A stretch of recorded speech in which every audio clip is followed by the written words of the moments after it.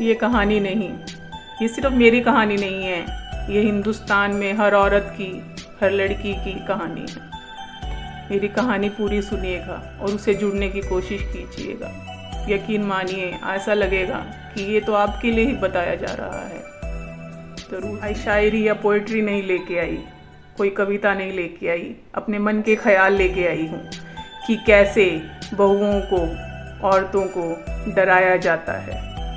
हम सब चाहते हैं कि हमारे घर में पढ़ी लिखी बहू आए, होशियार बहू आए, पर कहीं ना कहीं हमारे मन में एक बात दबी हुई होती है कि वो पढ़ी लिखी तो हो पर वो घर का काम करे।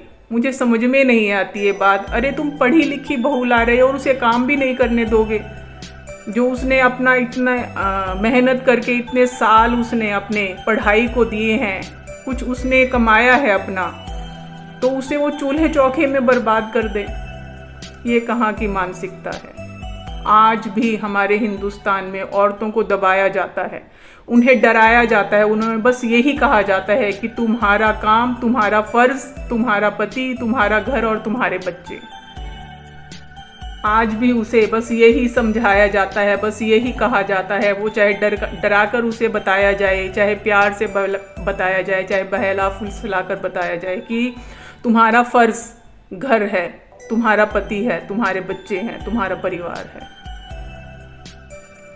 बल्कि कई घरों में तो ये कहा जाता है औरतों को कि तुम्हारी कमाई थोड़ी ना खाएंगे। मुझे समझ में नहीं आता हम कौन से युग में जी रहे हैं अभी भी। जब एक मर्द कामयाब होता है तो कहीं ना कहीं उसके पीछे एक औरत का हाथ होता है, उसकी अर्धांगिनी का हाथ होता है।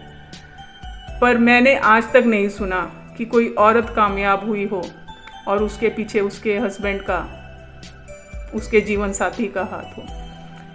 क्योंकि वहाँ तो मेल ईगो आ जाती है ना। कोई भी मर्द नहीं चाहता कि उसकी अर्धांगिनी, उसकी जीवन साथी उससे आगे निकल जाए।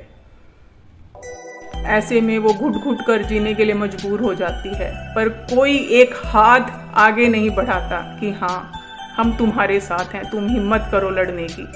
बल्कि उसे और डराया जाता है, उसे यही कहा जाता है कि तुम खामोश रहो, तुम चुप रहो, नहीं तो तुम्हारा घर बर्बाद हो जाएगा।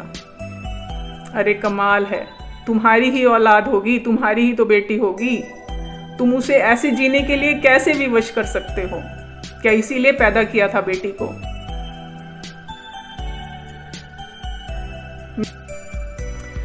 मुझे समझ में नहीं आती ये बात कि क्यों हम अपने हुनर को आगे नहीं बढ़ा सकते, क्यों नहीं बढ़ा सकते।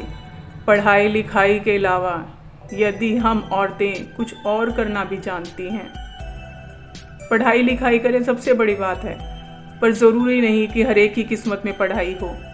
बहुत सी ऐसी कलाएं हैं जिसमें नारियां निपुण हैं, पर वो सिर्फ उनके घर तक, उनकी चार दीवारी तक ही सीमित रहती हैं, क्योंकि उनके ससुराल वाले उन्हें चाहते नहीं है कि वो घर की चार दीवारी से बाहर निकले। वो उसे अपना गुलाम बना के रखना चाहते हैं, और उसके परिवार वाले, उसके मायके वाले भी उसका साथ नहीं देते।